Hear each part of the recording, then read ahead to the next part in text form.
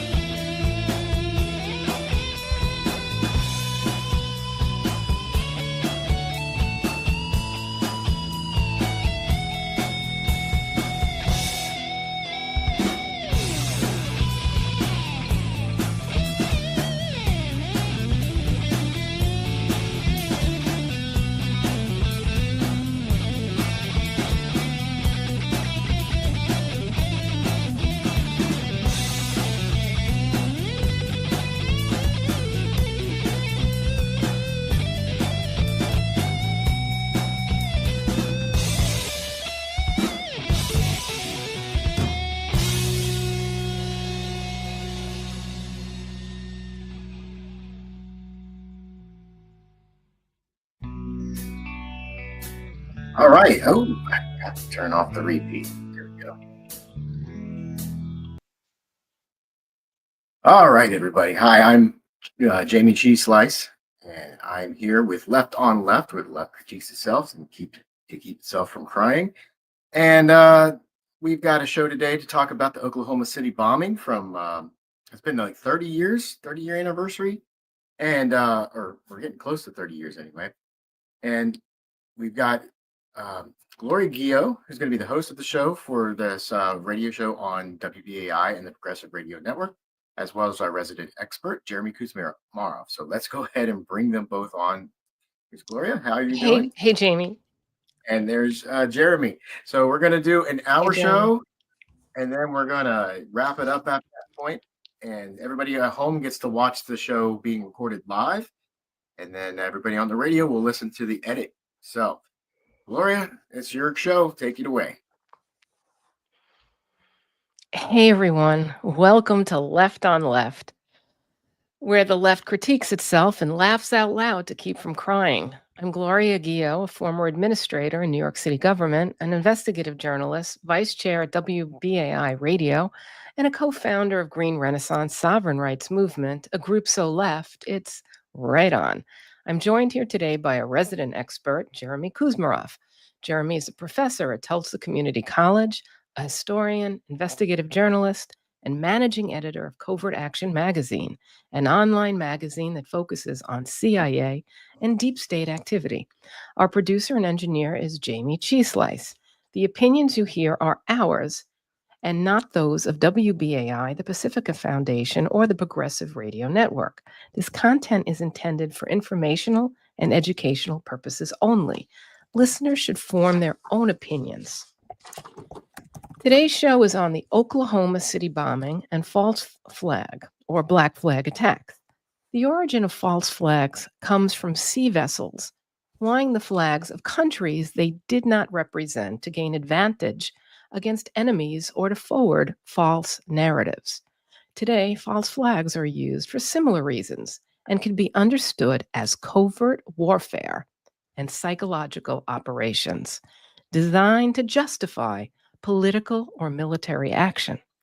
False flags rely on controlling the narrative and manipulating public perception to conceal true perpetrators and motives.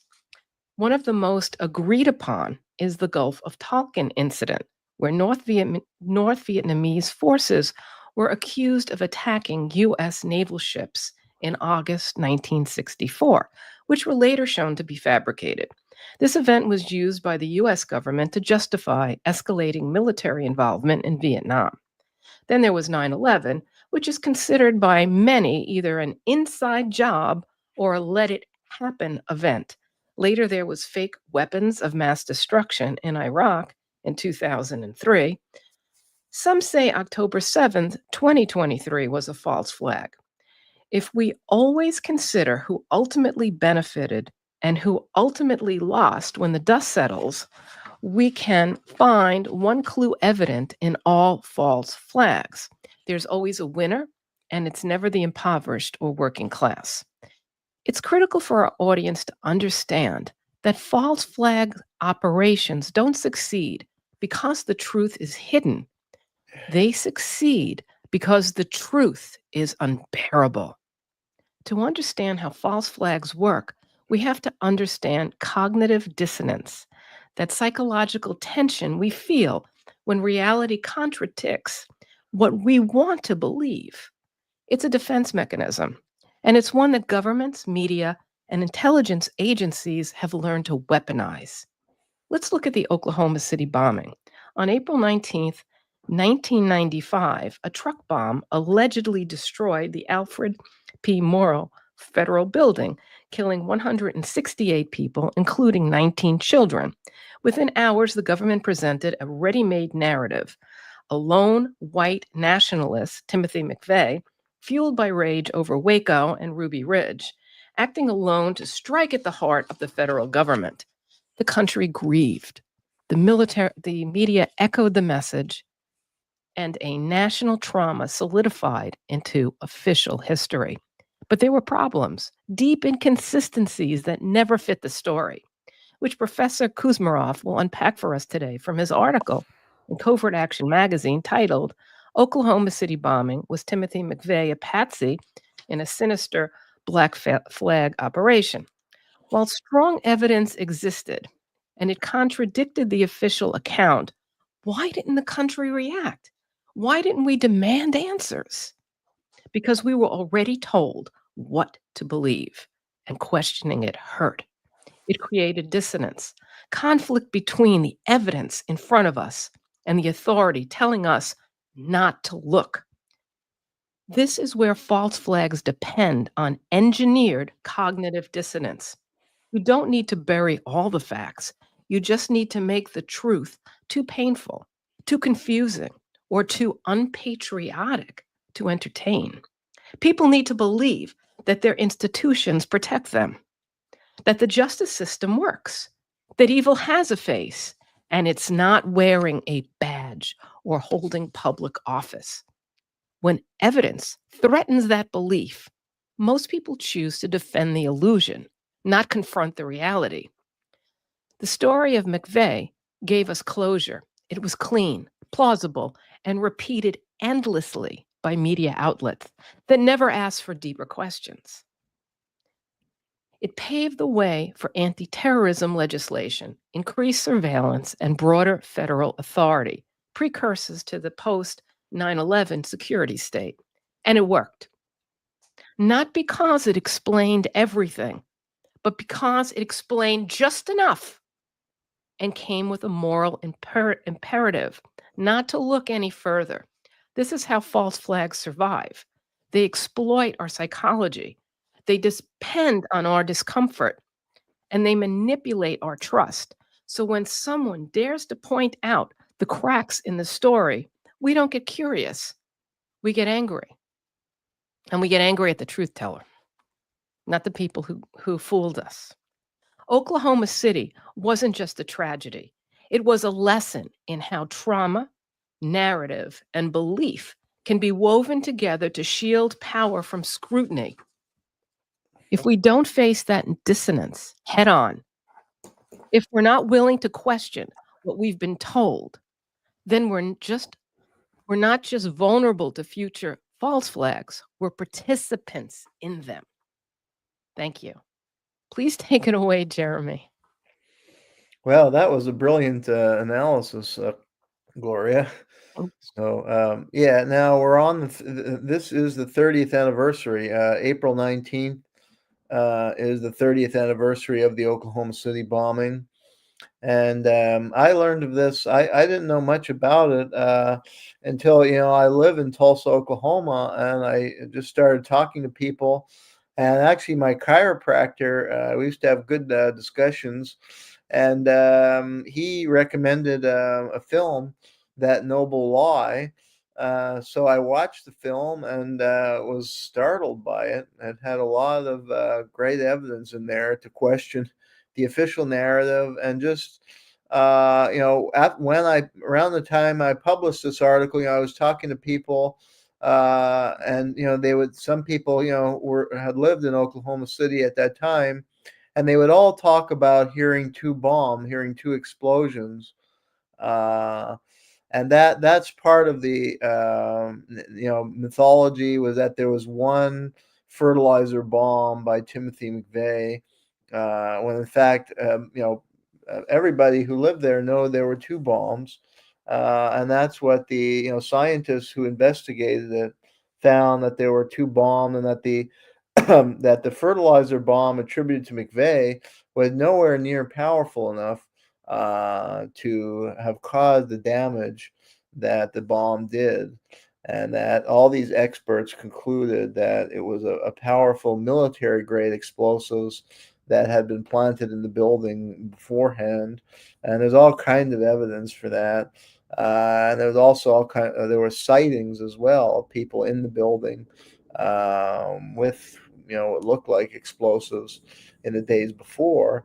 So yeah, the evidence is very clear cut. I mean, I take your point about cognitive dissonance, because you bring this up in a lot of circles, and they say, "Oh, that's a conspiracy theory," and you start getting called names and excommunicated from political groups or other institutions.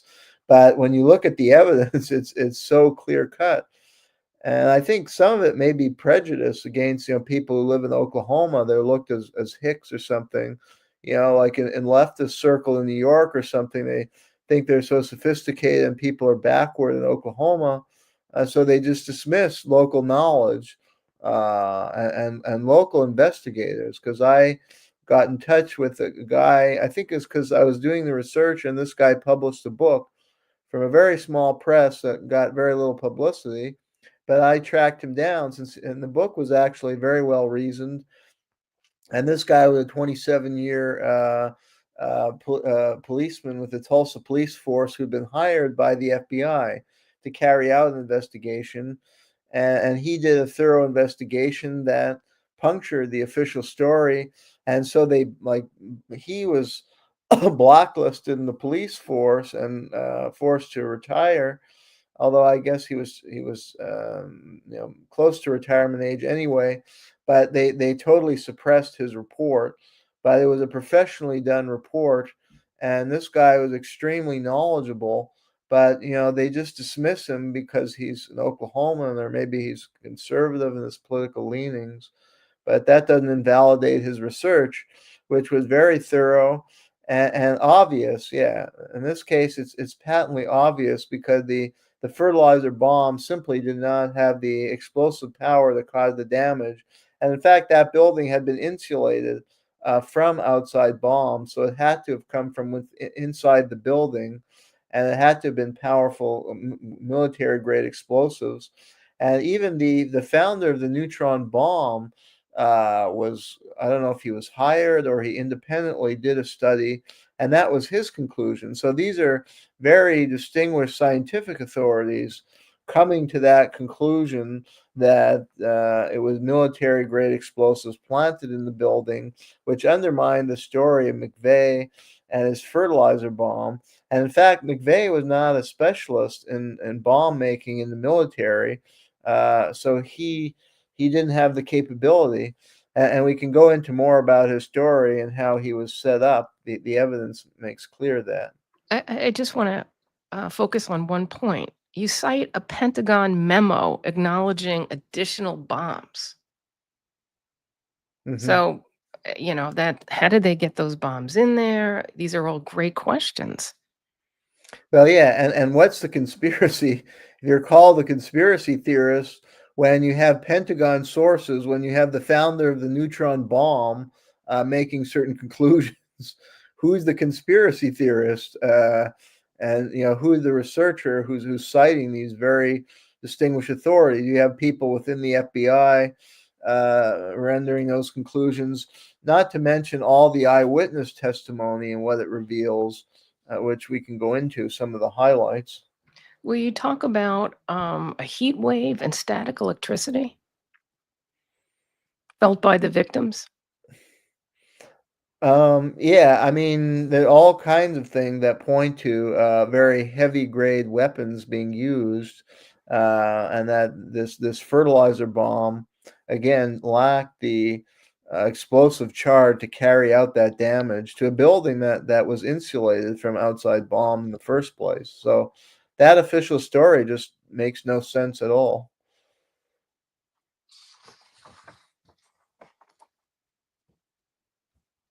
Okay. Well, how did the mainstream media coverage of the bombing shape public perception?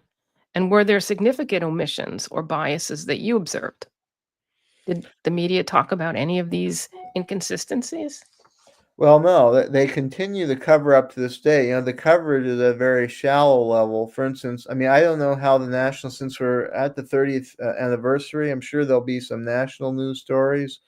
So far, I've only seen local news stories, but the local newspaper did like a reflection by reporters.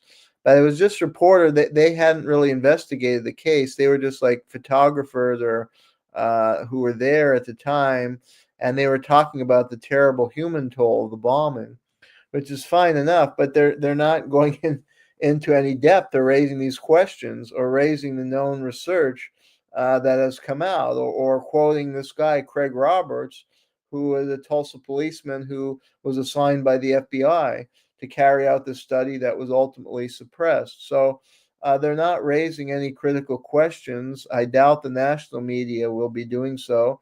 And this followed the same pattern at the time. Now, at the time, actually, there was an effort.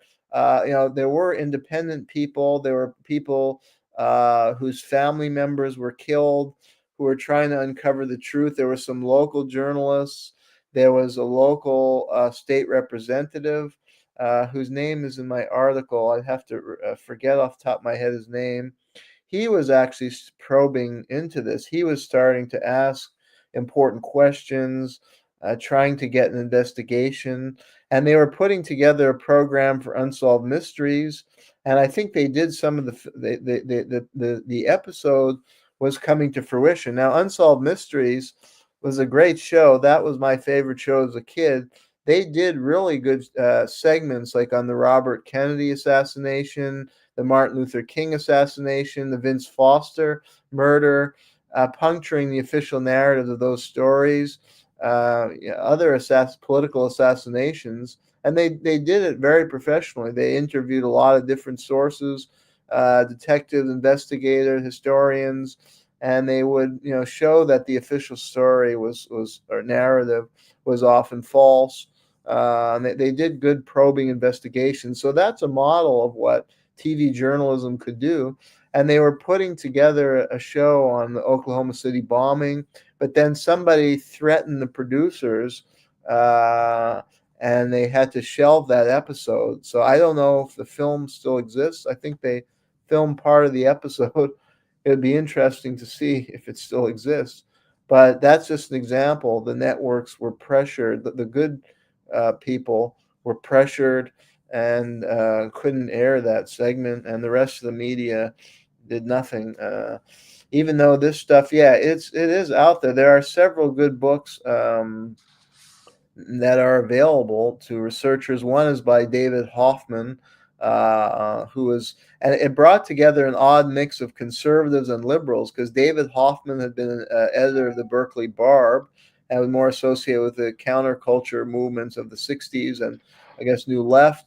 And then you had some conservative investigators who were tied with law enforcement, and they worked together. Like Craig Roberts worked with David Hoffman, and they each produced books independently that were probing analysis and punctured a lot of the official narrative. So researchers can read those books, but the circulation is not that wide in the mainstream media.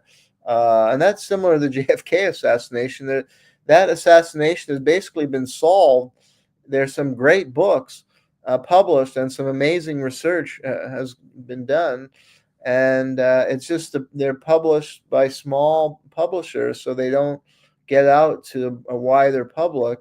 So there's a gap between what certain specialists know and what the public knows, and that's because of the corruption of the media.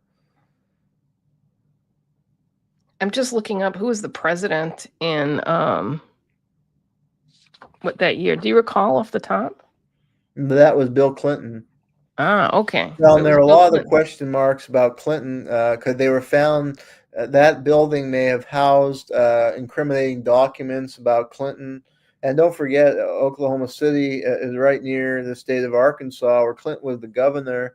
And that's when all the dirty business went down with the MENA drug smuggling operation that Clinton oversaw that was connected with the Iran-Contra affair. And there was all kinds of money laundering in local area banks in Arkansas. And it involved some big hitters like the Stevens dynasty, which is owned the largest hedge fund outside of Wall Street. And they're big funders of Bill Clinton. Money was being laundered in their banks. And they were connected with BCCI. And they were connected with the CIA as well. And so the Murrah building housed, it's believed, a lot of documents that would expose the Clintons and put them, landed them and their friends in jail for life for serious crimes. And there were observers saw people carting documents out of the building. They were actually slow to help the victims, but they were very quick to remove these documents after the bombing. So that raises questions as one of the motives. So we're not just talking about a false flag in a sense. We're also talking about a diversion and a way to steal documents That may have been part of it. to cover up some activities that are not legal. Exactly. And in general, the bombing was a great boost for Clinton's presidency, deflected attention from all his problems. He appeared very presidentially on addressing this. And then he could push through all this draconian anti-terrorism legislation that the public otherwise would never support. But after an incident like this, a part of it may be a strategy of tension where the goal is to the public becomes totally gripped with fear of terrorism and where's the next attack going to come, and we have to get these bad guys, and they suspend rational judgment, and the government pushes through this draconian legislation that does away with cherished civil liberties that the public, if they were clear-headed, would never support. And the anti-terrorism bill, had been stalled in Congress until the Oklahoma City bombing, and it passed, and Clinton signed it within a year of the bombing, and it set the groundwork for the USA Patriot Act. And it was legislation drafted by the CIA and Theodore Shackley, and it provided a huge windfall for the FBI. It allowed much greater rights for police forces as far as things like surveillance, and it cut rights of suspects to due process and habeas corpus. So it's right out of the playbook of dictatorships. So, and that's where America had been sliding. And yeah, a lot of liberals now, they're aghast at what Trump's doing for good reason, but this has long roots. This authoritarian shift in our government has roots going back, and it's incidents like this that helped move us in that terrible direction. Well, one thing that this seems to uncover is this identity politics between Democrats and Republicans, or liberals and conservatives. And when we have a Democratic president, and we ratchet up the danger of white supremacists, and that seems to be a tool. And then when we have, let's say, a Republican president, then we ratchet up the the black activist stuff, such as the stuff that we saw with the black movement against the killing. And so these movements seem to be kind of weaponized to divide us between left and right, between Democrat, Republican, between white and black. These are all these movements that they try to keep us in ideological boxes instead of us seeing things from a class perspective. Would you say that? Well, what we see in the Oklahoma City bombing, yeah, I think liberal and the left were quick to embrace the dominant narrative of white supremacists carrying this out, because it fits a certain worldview that they hold.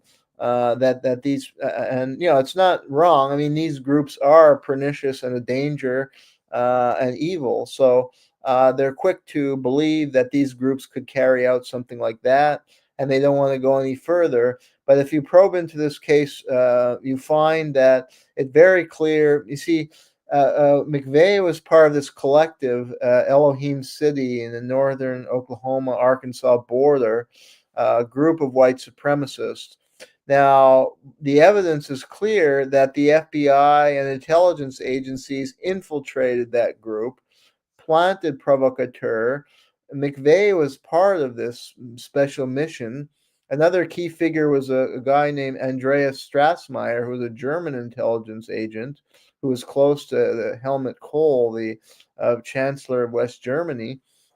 And he said it's very easy to infiltrate right-wing groups, especially for a foreigner, because they don't suspect you. And I guess he presented himself as a kind of a real Nazi, so they venerated him.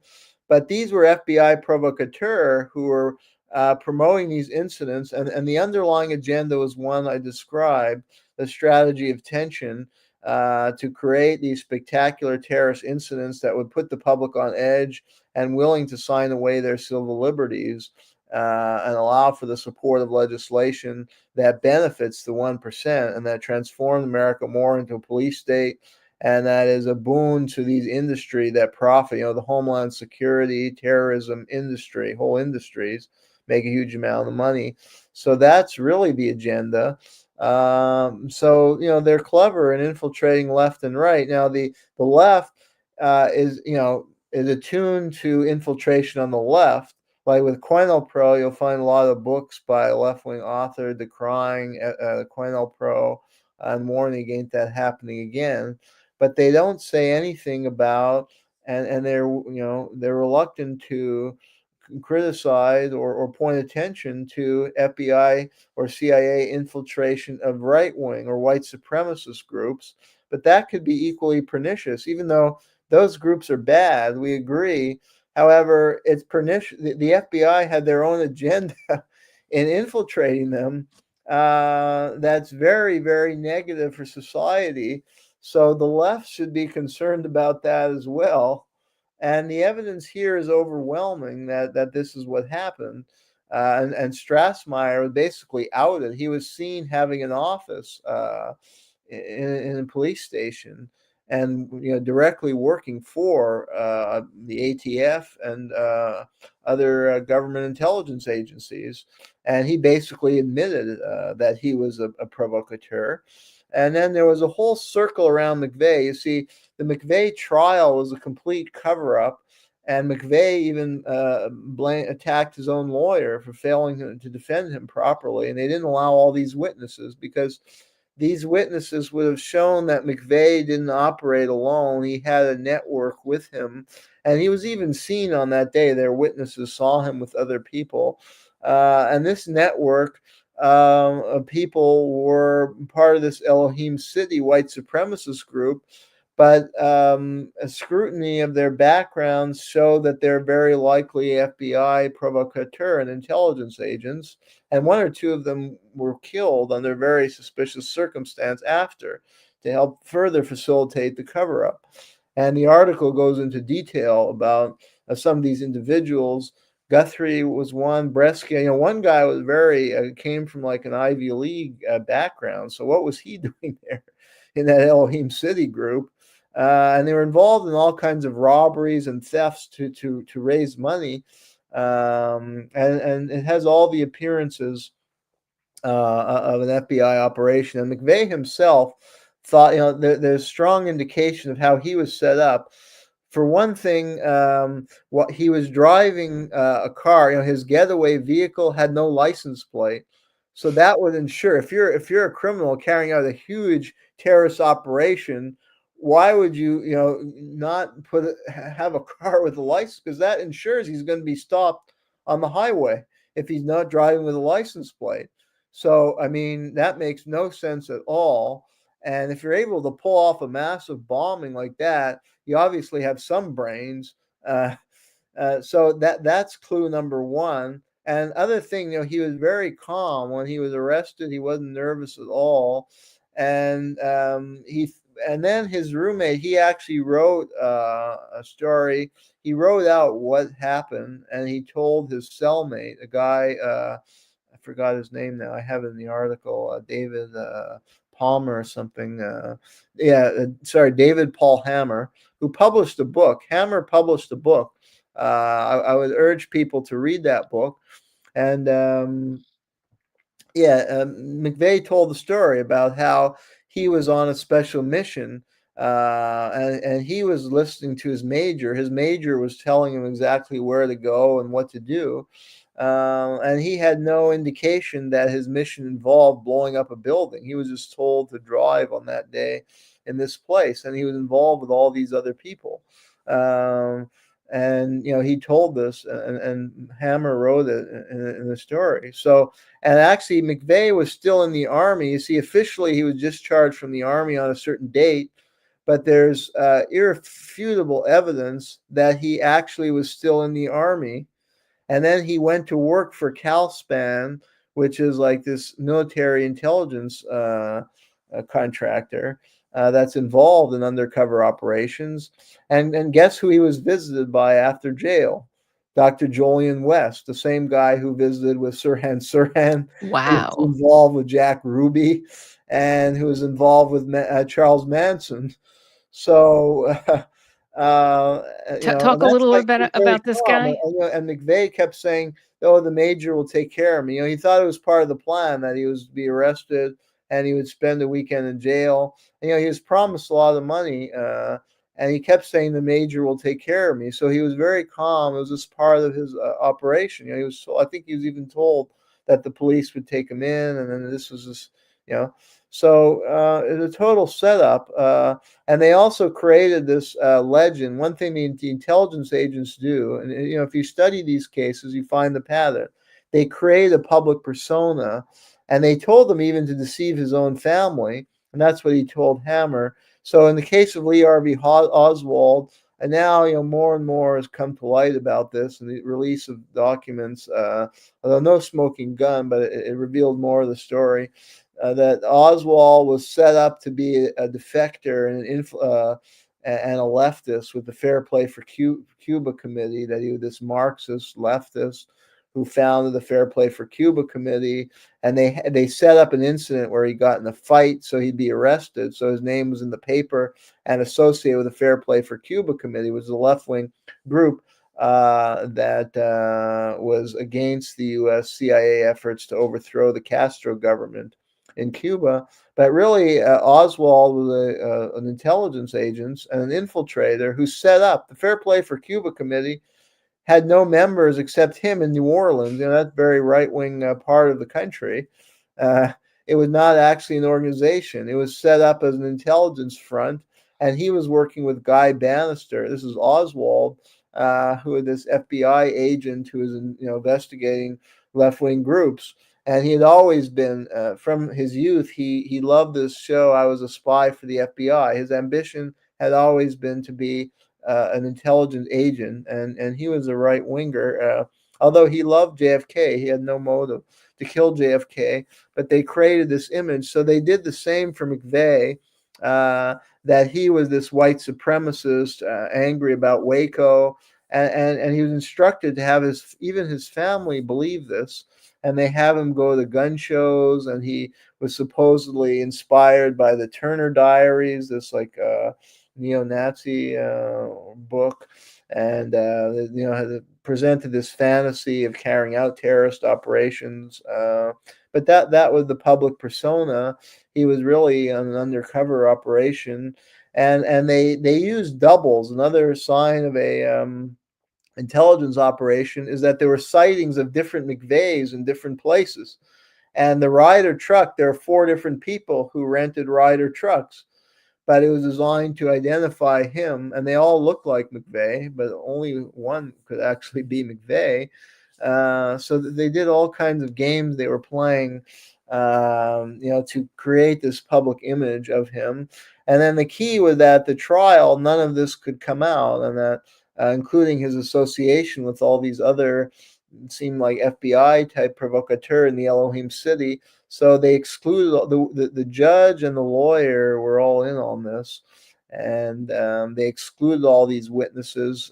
So the trial was just a complete sham. He couldn't properly defend himself in any way, and they made sure to give him the death penalty very quickly, and he was swiftly executed, so that the truth couldn't come out. Well, you have a couple of like a formula for how to make a patsy, and I think a couple of the things that we could just say is you isolate the patsy or the victim or the perpetrator of this act. You silo them, and you give them information on a need-to-know basis, so they really don't quite understand the full realm of what they're involved in. And there may even be, and you've brought this out in several articles, the perhaps the MK Ultra aspect, or the psychological manipulations that go on, maybe some hypnosis, maybe some drug use that are administered by certain members of the CIA. So there seems to be like a whole way you create this this perpetrator or this patsy. Correct. Yes, and they often, the army, and McVeigh was in special forces. They do psychological studies and profiling of people, so they often identify certain personality types as being ideal. So in McVeigh's case, they found that he was very technically proficient, and he was a very dutiful soldier, but he didn't have a lot of critical thinking skills. He was a kind of guy who kind of did what he was told. So he was the perfect person because he was efficient in things he did. He was very good, efficient soldier. That was at least the personality profile.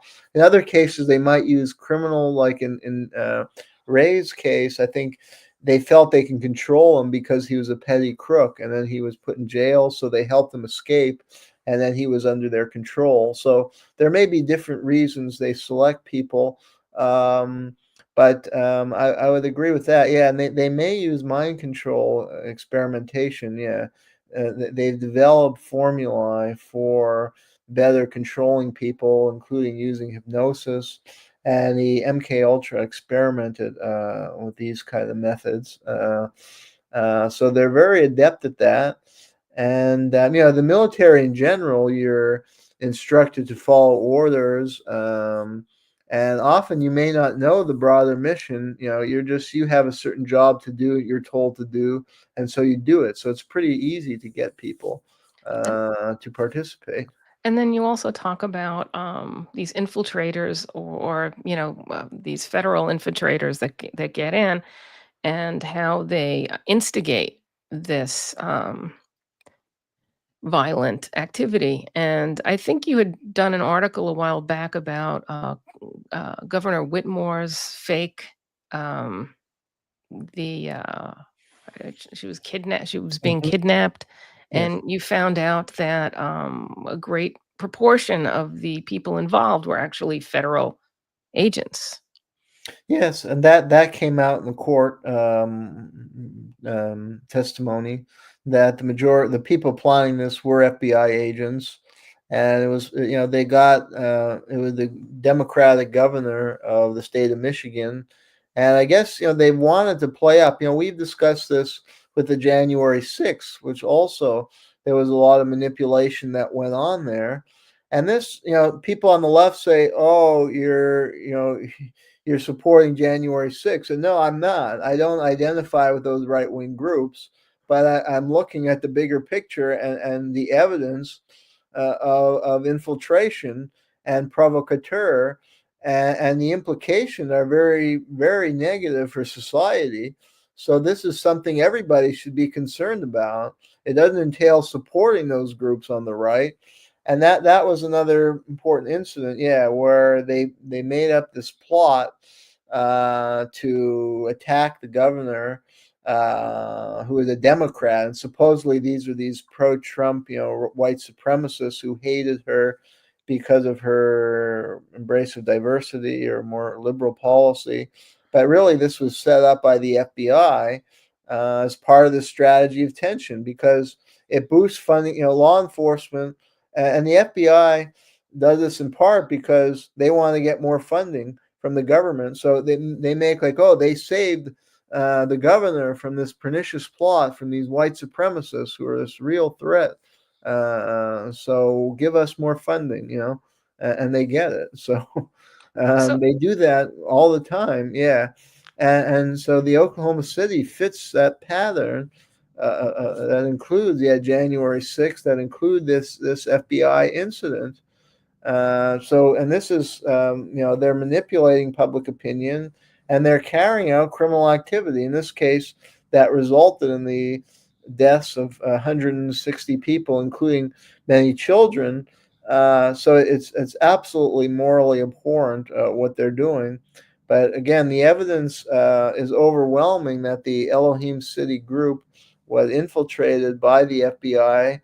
FBI provocateurs were the one driving this, and McVeigh was set up as a patsy, and may have even had no knowledge that a bomb was being set off in his rider van.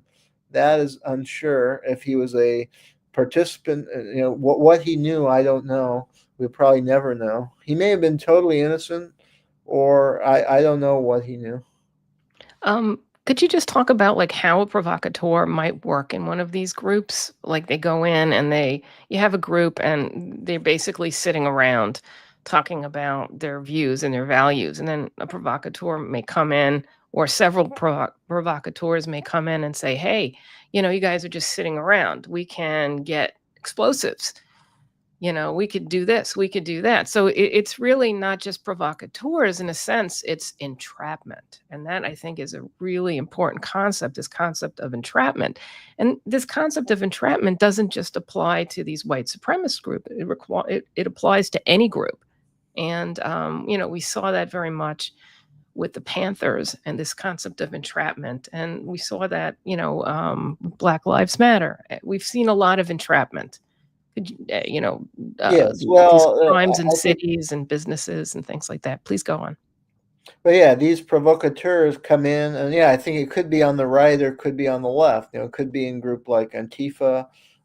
Could be it's happened with the Black Panther and left wing groups. The Weather Underground was heavily infiltrated. It's that in that case, the goal was to discredit those groups, so they would carry out these terrorist acts or bombings or violence directed against the police that would either put their members in jail and destroy the group or just make them look bad before the public. Like with the Weather Underground, I mean, most of the public opposed the Vietnam War, but they weren't going to support bombing buildings or police headquarters as much as they might have some animus toward the police. That's not a method the majority of the public would get behind. And that was a way to undermine the whole student left in the 1960s. And they create another. I have an article coming out on the Symbionese Liberation Army, was a CIA creation provocateur who created this left-wing group that used over-the-top rhetoric, was excessively radical and terroristic, and just it was designed to discredit the entire left-wing movement. And now with the provocateur on the right, they may have another agenda, and that is just to put the public on edge of the threat of terrorism so that they're going to support police state measures or ever more funding for the FBI. So the motives could be different, but yeah, the modus operandi is the same. They're manipulators. They maybe take advantage of people, or they rile people up, and they get them to go from protest or being angry at the government to taking the next step of carrying out a terroristic bombing. And they set And them they up supply materials. Yeah. Oh, yeah. And infrastructure to Yeah. achieve it. So Mhm. it really is, goes a lot further. I remember Patty Hearst, Mhm. and actually some of the techniques that were done to her seemed very CIA mind control. I Mhm. recall her reporting that she was locked in a closet for long periods of time in isolation, in cramped conditions. This is pure torture 101 by the CIA. They love to get you in a confined space and Yeah. give you I sensory believe she was deprivation. brainwashed to participate with the Symbionese Liberation Army, which was a totally self-destructive group that carried out terrorist attacks. That totally had a very successful effect from their point of view, because it discredited the entire left-wing movement, student movement, identify student protests and activism and the hippies with this terrorism. And they did the same with Charles Manson. More and more has come to light about how he was part of the MK Ultra and he had been a government informant, and he was used to destroy the left by associating the hippie movement with murder and murderous acts. And they wrote off the pigs with kind of rhetoric that was taken too far against the police. So it was to identify the hippies with that kind of mayhem and murder, and it worked because the left-wing movements imploded. The public didn't offer support for them, even though many of the principles were good ones at the beginning. So these methods are actually very successful, and it takes years before the public ever learns about what really happened. And by then, half the people who are alive are dead, and the younger people don't even remember or know about that whole situation. So it doesn't have any political implications anymore, except for historians who could understand the insidious way that state power operates in the United States and the ruling elite manipulates people. Well, the other thing that achieves is this, tension, this that you speak about, where all of a sudden you're afraid of your neighbor. You're Yeah. afraid of, the people in your community, and you become more and more isolated because you think, "Oh my God, they're white supremacists," or "Oh my God, they're Antifa," or, I mean, you just keep developing this fear Yeah, of your and you neighbors. don't become involved in political activism anymore because you think all political activist group are just extremists, and that's what they want. Because they wrote a report, the Trilateral Commission, headed by Samuel Huntington, a Harvard professor and State Department advisor, wrote a report called "The Crisis of Democracy" about the '60s movements. And this was the viewpoint of the power elite. They didn't like that people were becoming more politically conscious in the '60s, that they were raising their voice, they were protesting government policy. That was a threat really that reflected democracy, but to the elite, that was a threat. So they had to use the sinister method to discourage people from engaging in political activism, and that included demonizing and vilifying groups that had been spearheading this political awakening, the Students for Democratic Society. So they created the Weather Underground branch and transformed into a terrorist group that would appall the public. And you, the kind of method we're describing to avert the threat, was really a threat of actual functioning democracy. The other thing that that this kind of brings up is this need to. Oh, we got 10 minutes to go. Thank you, Jayme. It brings up this,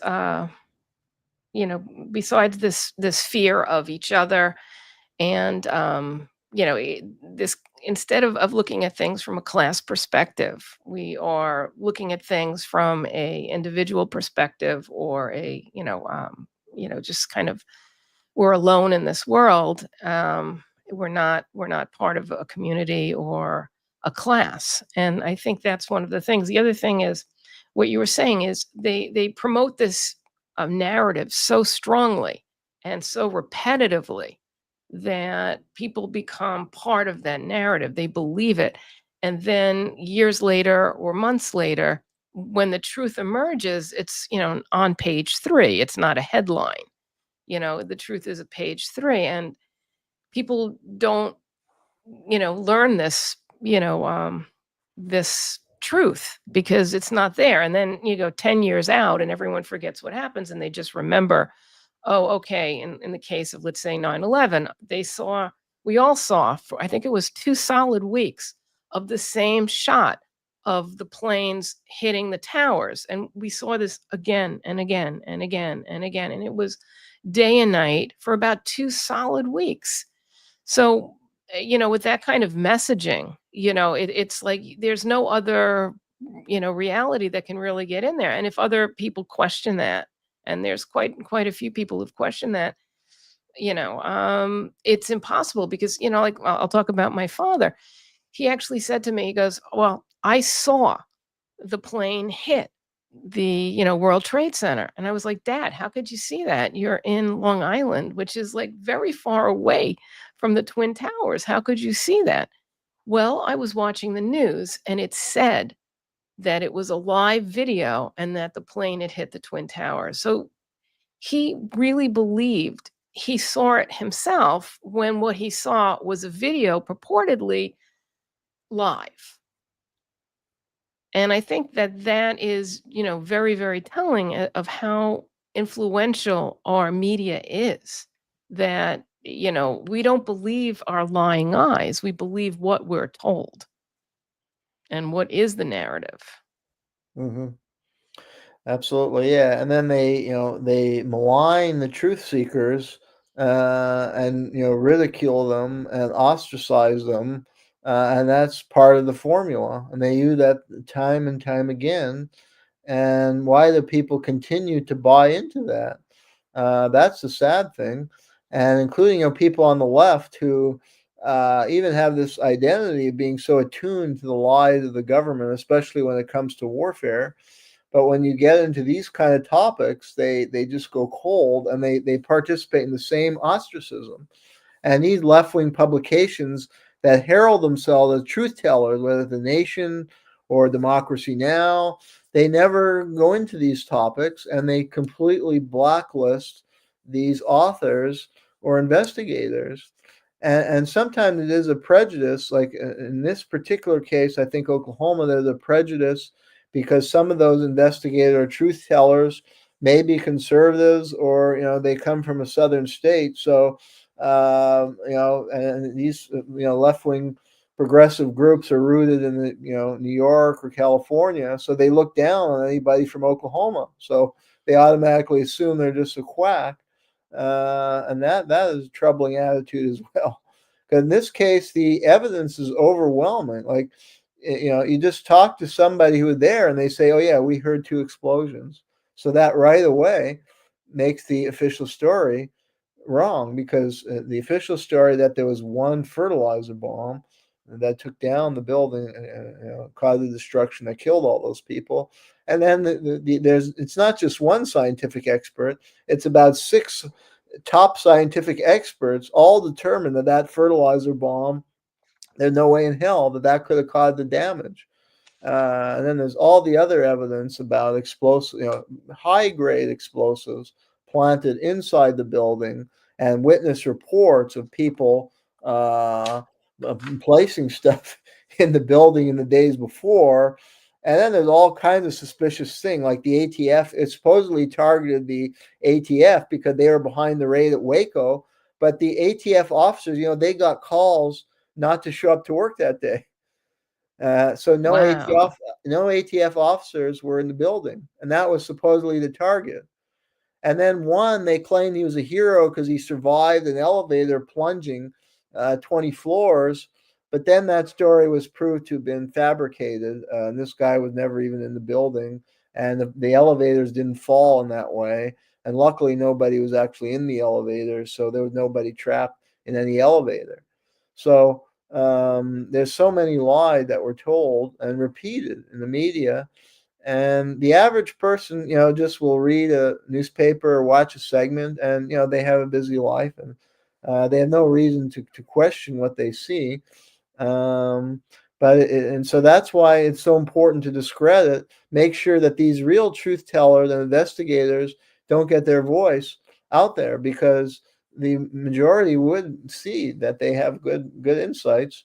So that's what these authorities have to prevent.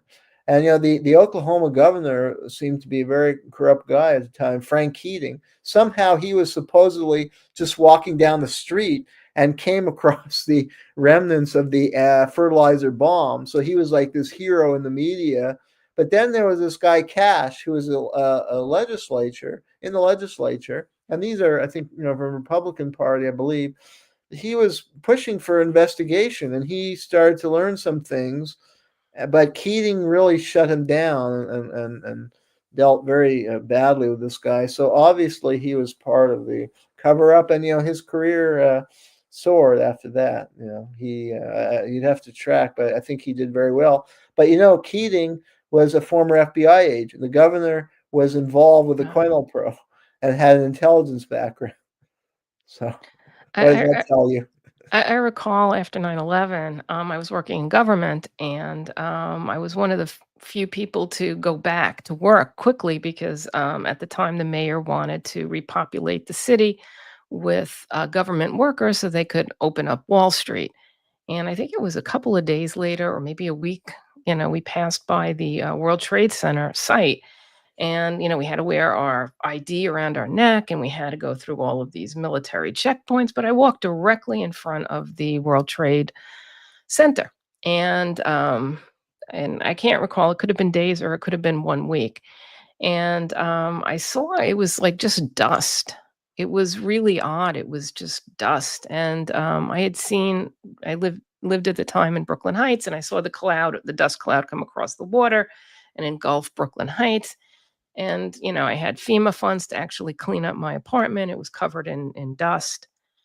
And it was quite an event. But throughout all of this, miraculously, a passport of one of the hijackers floated down and landed in front of a unidentified man who picked up the passport and handed it to some police officer who brought it in. And that was one of the passports of the hijacker.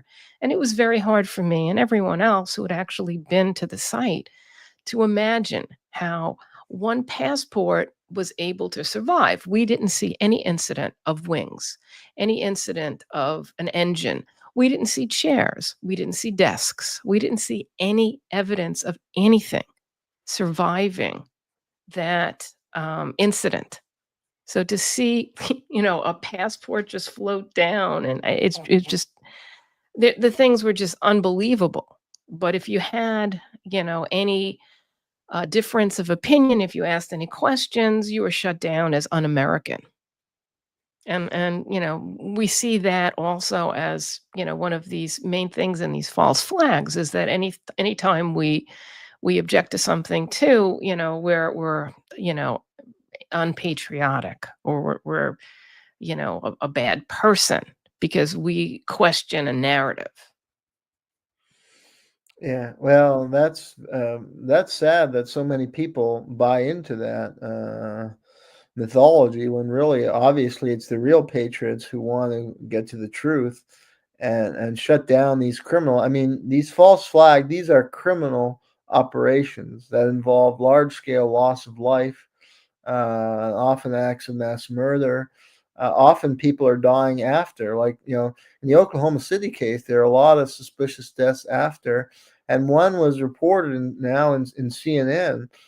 Terrence Yeekey was an Oklahoma police officer who had all kinds of knowledge that he was bringing forward, and then they claim he committed suicide, but he allegedly, like walked half a mile when he had a blood condition, and the facts of the case are so obvious that he was murdered. And even CNN has picked up on this case and did a report this year or last year about him, making clear it was a murder. So, but yeah, like a trickle comes out over time. Now we're at the 30th year anniversary, so maybe certain things like JFK, they're kind of messing with us by releasing these documents, but really most of those documents have nothing to do with the JFK assassination. There are a few nuggets of value to historians, but this is 60 years already, and I mean the truth has been uncovered by investigators and their books published, but they're buried. It's made sure that they don't get out there into the mainstream media or into the Barnes and Noble network.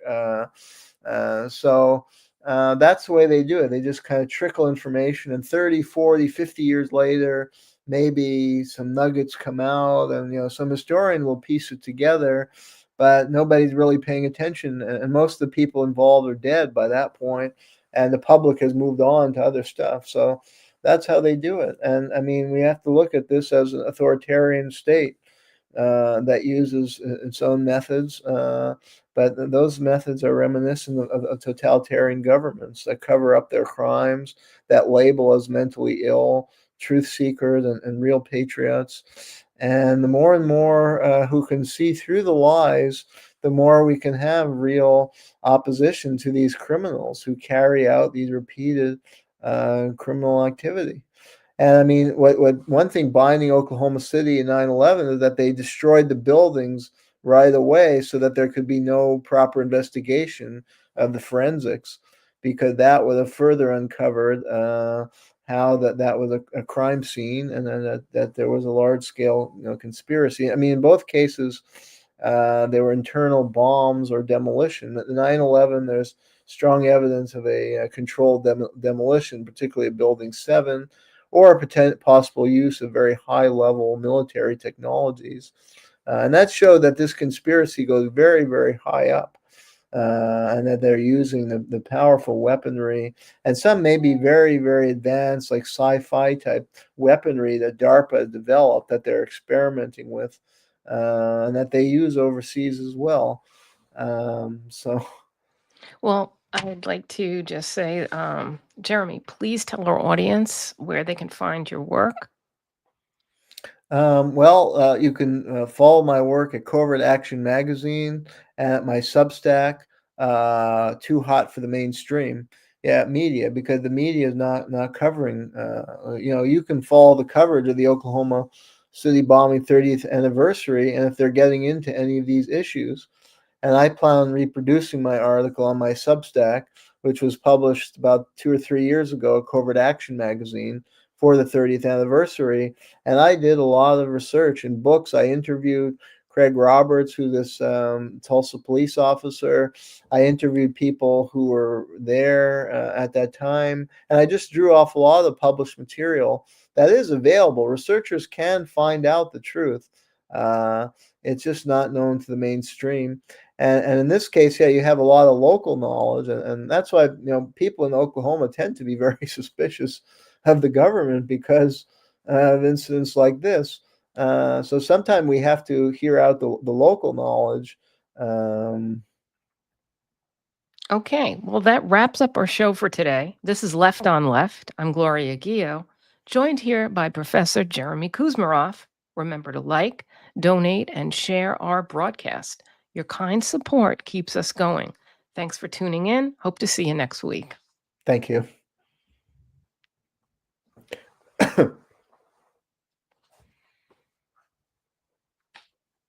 Where's Jayme? All right. Okay, great job. Well, as usual, I have to run. I've got a meeting in about 20 minutes, but nice job, Head out Gloria. when you do. I think You this is an too. Thank important you. discussion, yeah.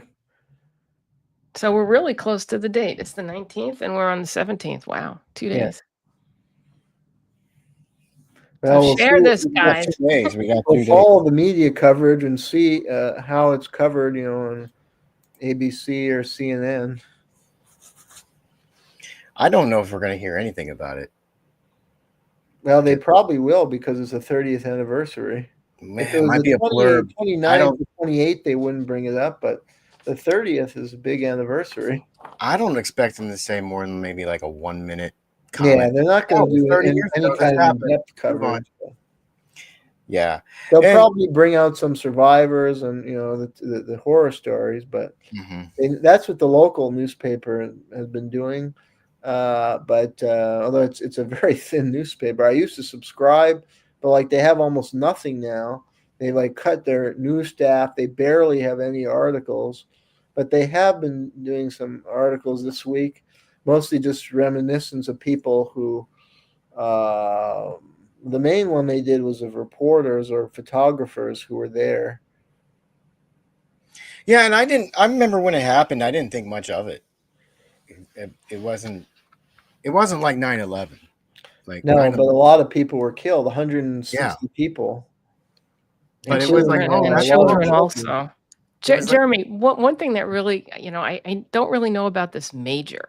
Before you go, can you talk a little bit more about this major visiting? Well, McVeigh referenced a major. There's a book published by his cellmate, whose name I mentioned, and he said that because McVeigh either wrote out the story of what happened to him and told him, and he said that he kept referencing his major, who was telling him what to do, and that he was part of this last mission. As part of his special service, and he said the major kept telling him he was under the impression that the major will take care of me, and so he was just playing along. And when he got arrested, he was very calm, and he thought that was part of the plan, and the major would get him out of jail. Because first he was taken into a jail, and then they were going to release him, but then they charged him and took him into federal custody. And that's what threw a wrench for him, because he thought he was just going to be in jail for the weekend or something, and the major would take care of him. And they were promised money. Him and Nichols, an old army buddy, would promise money from the major. So he was that was his handler. And then you said that he was visited also, that the Charles Manson was visited by the major also? No, he was visited by Dr. Jolyon West, who was the same person who visited Charles Manson. And this new documentary and book by Tom O'Neill shows a connection with Jolyon West and Charles Manson through the MK Ultra. Jolyon West was the MK Ultra doctor. What was he doing visiting Timothy McVeigh? And Calspan, who McVeigh worked for, was involved in intelligence operations and MK Ultra type experiments. Wow, I didn't know that. This is fascinating. So yeah, they may have messed with his mind and programmed him. They identified him as like a dutiful soldier type who is technically efficient but not prone to question things. So that made him perfect person to be involved with that. I got one quick question. You've got this quote here in your article. And it says, "One day you will find out your government was behind this." And it's from Timothy McVeigh. When did he say this? Was this at the trial? It may have been at the trial or with his cellmate. Okay, because I was trying to look this up and I couldn't find where the quote came from. So that's a good question. I'll have to try and track that down.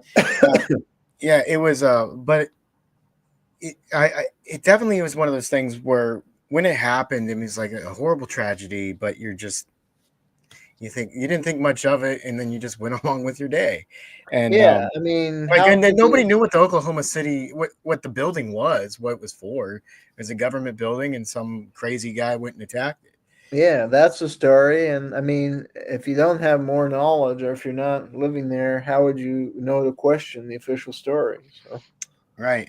But then when you do start finding out details of like what the building was really doing, and it sounds like they needed to cover up evidence and an investigation into other stuff. And the thing about Timothy McVeigh versus some of these other people, and like, he probably is one of the guys who did it. He participated, but like you said, he was. that's not certain. He was. He may have known, but he was just told following what his major was telling him to do. Well, He what knew he I'm was saying, part of yeah, some yeah, kind of he's special compartmentalized. mission. We don't know for sure that he knew there was a bomb in the car, Oh, in I the agree with Ryder that. truck. He may not have known what he was doing. I He don't just said, know. "Hey." Maybe he knew, maybe he didn't. We don't know. Yeah, well, we'll never know that, but it's just what it sounds to me like, he was given orders to do something, and he was Yeah, just following orders, and he was doing it. So he exactly. was probably part of actually the actual thing of what happened, but he Well, didn't know that what was it a was he was doing. diversion, and the official story with this fertilizer bomb, but that bomb didn't actually cause much damage to the building. It may have caused Yeah, some damage, but very little. The real damage was caused by these military grade explosives planted in the basement. yeah, and then that kind of information didn't come out until where it started reaching normal people until after 9/11. Like, Yeah, and that would only be people who are inquisitive or part of these. Truth yeah, groups. Yeah, yeah, because it was like 9/11 happened, and then people started going back and looking at Oklahoma City yeah. and seeing if there was some kind of connection between the two. Yeah, and then some books were published, but the reach of those books is not wide. So, but the books are very well researched. Mm-hmm. Well, it's very interesting. Like, Yeah, this is one of those mysteries that's a much more of a mystery than people know of, yeah, and like a lot more people pay attention to 9/11 yeah, because it was a bigger deal. yeah, But yeah, this one I think is just as important. It's just yeah, there's a lot of insidious activities going on around it, and yeah, what I don't believe now is that Timothy McVeigh and Terry Nichols acted alone. yeah. So, Exactly. There's a ton of evidence that they didn't. That they had all kind, and they were even spotted that day with other people were in the Ryder truck.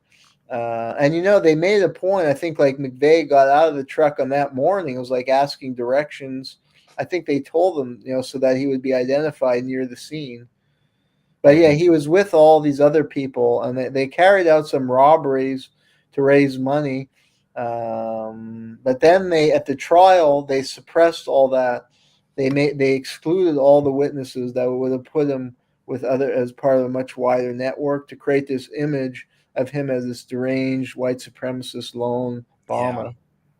it's still hard for me to understand what was there to gain by pulling this off. Well, we discussed that. It's part of a strategy of tension that the public is on edge because they passed legislation a year later that was a prelude to the Patriot Act that signed away a lot of civil liberties, gave a lot more powers to the police, took away rights from suspects, was a windfall for the FBI. It gave them a huge Well, funding. yeah, those are That on localized so levels, but like as a bigger, like, overall master plan, it's like this just ends up costing the America a lot, like a lot of money, a lot of things. Like, if you didn't not do it, really. For the police state and for those industries that They can got more profit money. massively, they well, make yeah, but it huge costs Their the amounts. budgets country went a up. lot. It costs the people a lot. Right, Yeah, but those Yeah, there's it an departments, they costs inverse get money, people, they get funding. Yeah, great for but they them. don't understand the nefarious forces that are orchestrating all there, this. there's an inverse relationship, Jayme, between the predator class and the working and impoverished. We always get it, and they always get more. We get it in a very Well, negative way, yeah, I and they get understand it in a that, very but positive way. And it also creates this tension and keeps us isolated in our own little silos. You have, oh my God, they're the white supremacists. I have a story, and it was with the Southern Poverty Law, and I joined this group, in Florida, and when I first moved here, and they had this group, and they were going to have representatives on like a Zoom call from Southern Poverty Law, and they came on. And they started talking, and the reason I got on is because it was anti-white supremacist, and I'm anti-white supremacist. So I got on the call, and they're like, "All right, well, we have to do this, anti-white supremacist, yeah, definitely, okay, great." And then it got into this topic, which like blew my mind. It said, "Well, anyone who disagrees with the government is a problem, is dangerous." So I put in the chat, innocent May, I put in the chat, well, what about environmentalists who disagree with the actions of the government? Or what about people who disagree, with war and who are seeking peace? Well, I was kicked out of that group so fast. I didn't even know what happened. So it made me curious. So I started looking into it, and I found out the head of it was formerly a State Department person. So, these groups, this whole concept of a group that is this way or that way, they're all infiltrated. They're all co-opted. They're all trying to, put us in a certain box. So it's very useful to have an enemy. And the enemy is your neighbor. It's the white supremacist. It's the Antifa. It is the, black activist. Everyone's pointing at each other as being the problem. Everyone's afraid of each other. And when you cultivate that fear, then you expand the police state. Then you say, sure, we need the police. There's white supremacists blowing up buildings. We got to stop them. Or, oh my God, there's, black activists breaking windows in our local stores. It's all fake, and it's done as a method of control. Yeah. I know, but it's Well, I gotta run, but this is a good discussion. Yeah. If they weren't terrorizing us, they wouldn't need to control us. That's the thing. It's kind of a I gotta run, guys. Take care. Problem that just gets bigger and bigger and bigger and bigger, and then it costs more and more and more. And if you didn't do it in the first place, you wouldn't have to go there. Like we wouldn't be where we are now if they weren't trying to control everything so tight knit. It's just this micromanaging of the U.S. population. Well, if you're a very small group, okay, maybe 30 families of the predator class, okay, you're afraid of 8 billion people, aren't you?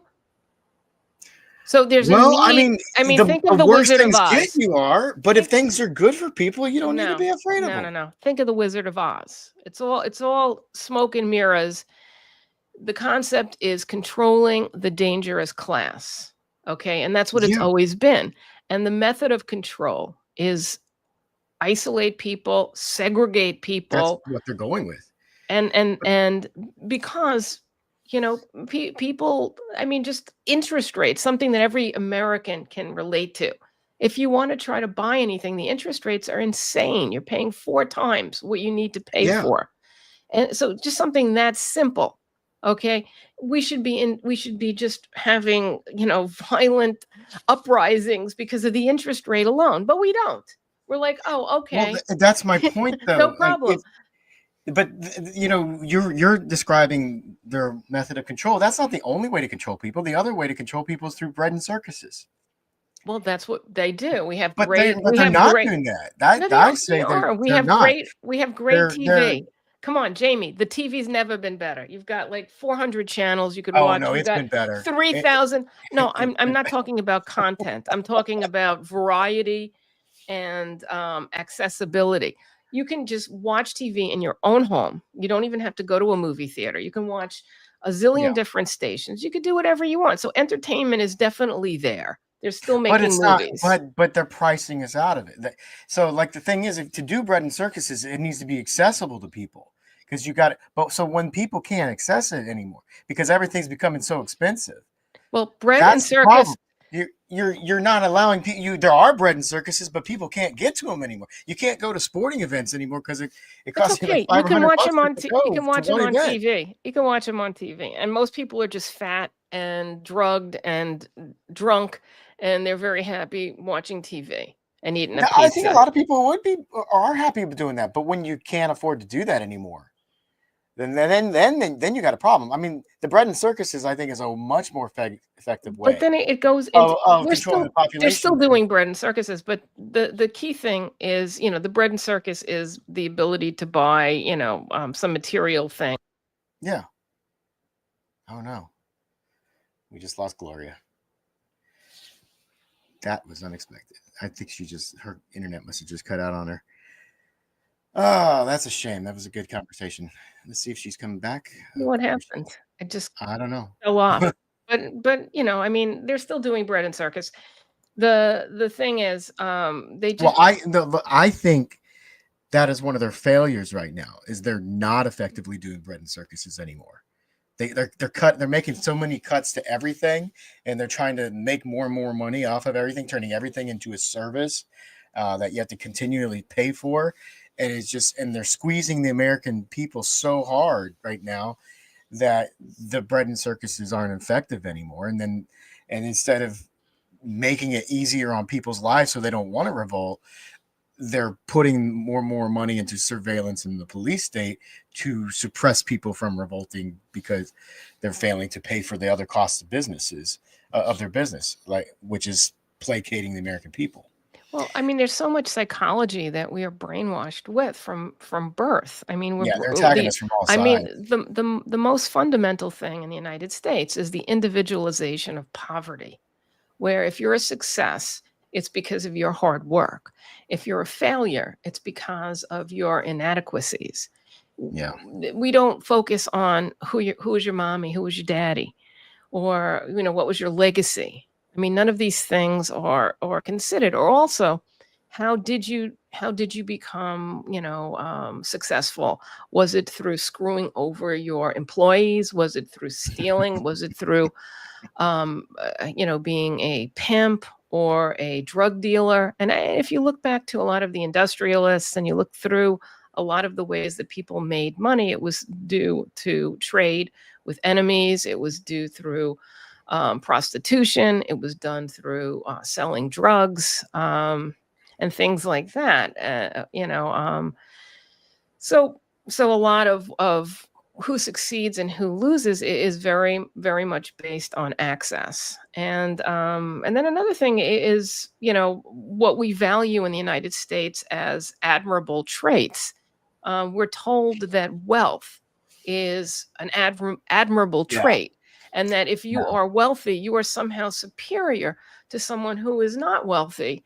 And that wealth in and of itself, I'm just, whether you believe it or not, it's messaging that we receive, that the wealthy are successful because they deserve to be, because they are somehow more intelligent or more industrious than another Most person. Of it's just luck. So it's called the individualization of poverty. And the other thing is the whole value system. I mean, what do we value? We value getting wealth by whatever means necessary versus, being compassionate, being kind, being just and fair. I mean, these are no longer the traits that we value. Right. And these are the traits that need to be valued.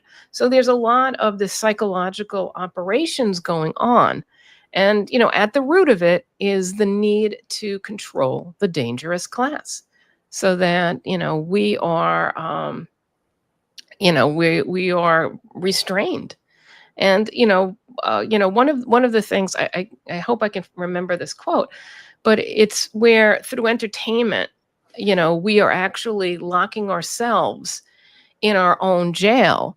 And it's only until the door is shut that we're going, and we can't get out, that we're going to actually realize that.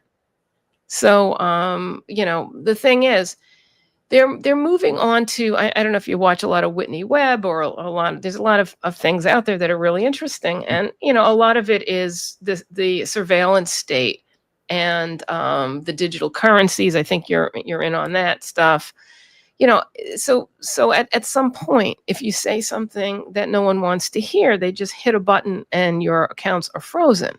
Yeah. And they've been doing that quite a bit in Canada, especially with the truckers. They hit a button and everyone had their accounts frozen. Yeah, I mean, that's just so that's going to be, the way that they control us. So if we object to the fact that the interest rates are too high, and we make any noise about it, boom, that's it.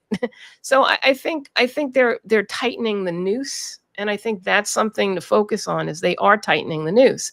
And the reason that they're able to tighten the noose is because what's coming is so invasive that they can. And I think that's what you have to look at. I don't disagree with anything you said there, but what I'm trying to get at is is trying to understand their thinking.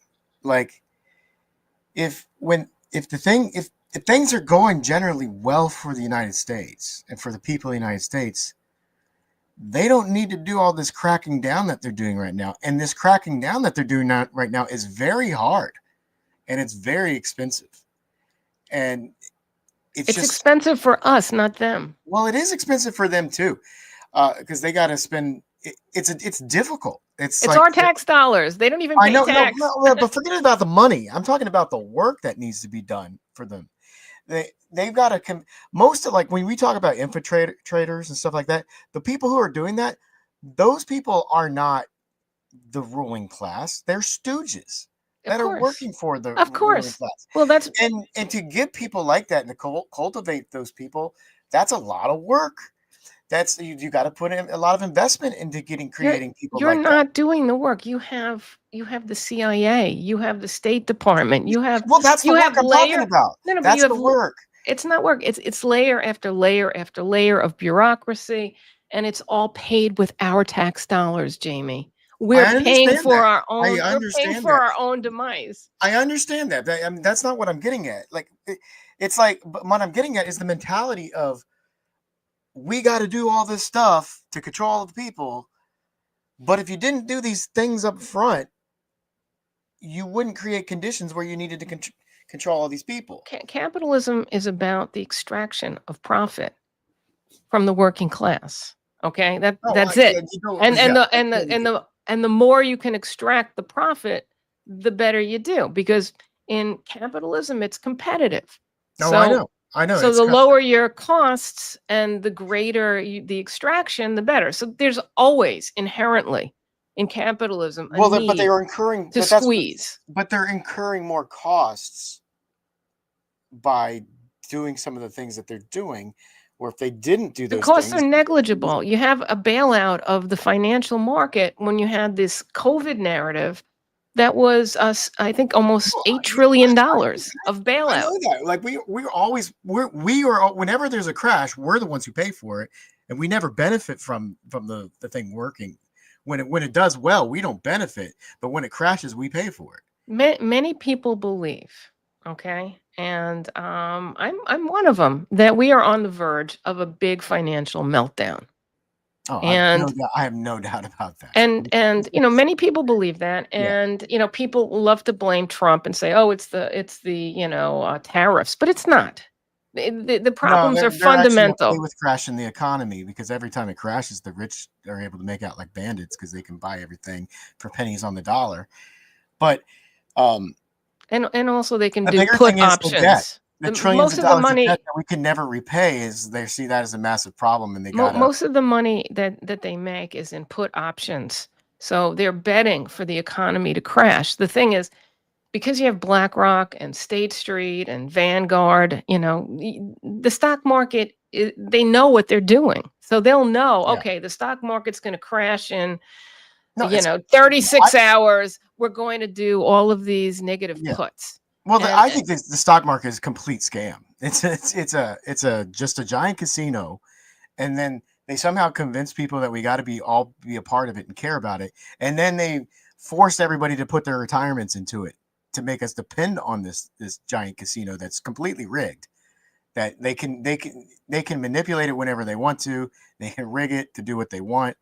They allow the people who facilitate that to do insider trading. But the rest of us all have to be. It all is insider trading. There's only 3 groups that, and people even argue that it's just really BlackRock, but there's only 3 groups, and they can coordinate everything. So it's really it's pretty Yeah. straightforward. I But wouldn't care about the stock market if it weren't for the fact that pensions and retirements were course. tied to it. It's like if we got that stuff out of it, I wouldn't care at all. It could crash all day. Good. I don't care. Like human civilization got along for 10,000, 20,000 years without having a stock market. And we were able to get by with stuff. But then the stock market's only been around for what, like almost 300 years, not even 300 years. And look at how much chaos it has caused in the planet because of its existence. And the idea that that's the most important thing we have to care about. Like all the other things that happen, the consequences of caring about making the stock market work. And then all this other stuff happens as a result of it that are just really negative effects for everybody else. None of that matters. Just what's happening in that stock market Well, and people making in a nutshell, profits. That's all that matters. If It's you very destructive mentality. If you read the military strategists, they've been gaming a financial meltdown. I don't know, about 30 for the last 30 years. They really plan ahead, and they've been looking at, okay, you have major climate events, you have financial meltdown, you have medical issues. How do you control the people? And so you have food shortages. That's another big one that they've been gaming. Yeah. So the point is, when you game all these things, you're planning for how you're going to control the revolt. And they've been planning this for 30 years, Jayme. They've got it. They've got it. And the way they're going to do, I know. And the way they're going to do it is they're going to cut us off from our finances. They're going to cut us off,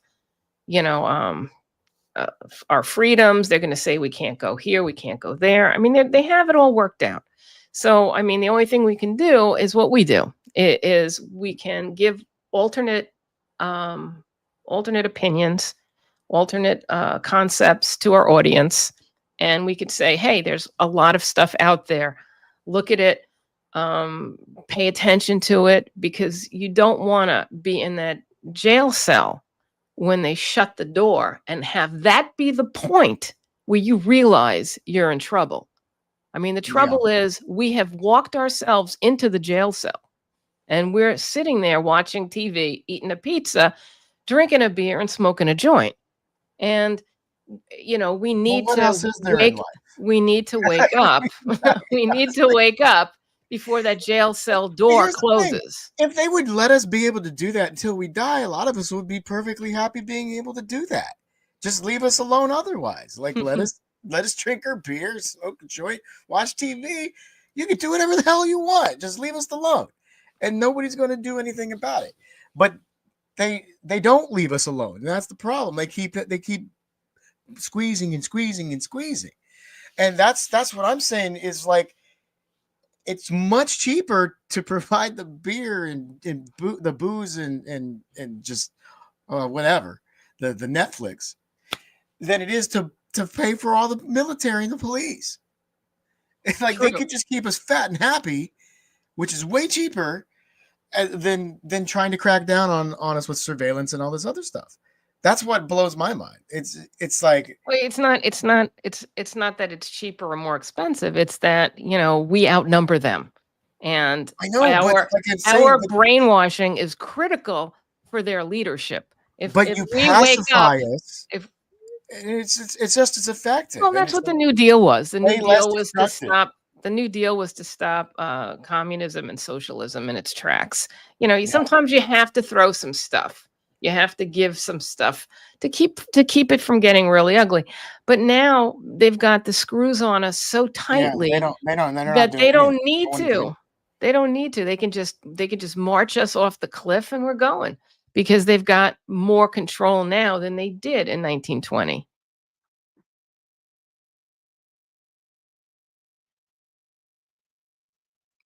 Oh, we lost Jayme. All right, I'm going to sign out, and it was lovely talking to everyone, and I hope you have some fun.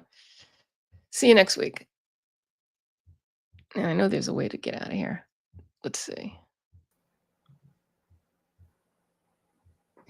Now it looks like Gloria's gone. If No, I'm trying to go. I'm trying to go. That is so weird. This might be a problem with StreamYard. Okay, well, she's gone too. So I guess I'll sign out because I think there's a problem going on. It was bizarre that I got knocked out because I could still see everything, but I wasn't on the stream. And then, anyway.